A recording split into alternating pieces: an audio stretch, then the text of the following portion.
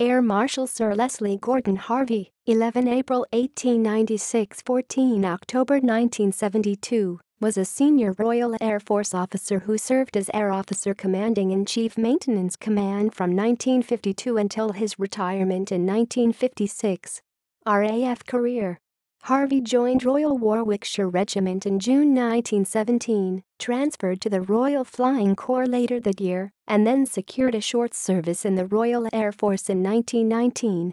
He was promoted to Flight Lieutenant in 1924. He served in the Second World War as Assistant Director of Repair and Servicing, and then as Chief Engineer Officer at Headquarters No. 45 Group, before becoming Deputy Air Officer Administration Maintenance at Headquarters Transport Command. After the war he was appointed Air Officer Commanding No. 24 Training Group in 1948, Senior Air Staff Officer at Headquarters RAF Technical Training Command in 1950 and Air Officer Commanding in Chief Maintenance Command in 1952, before he retired in 1956. In retirement he became a director of GQ Parachute Company. References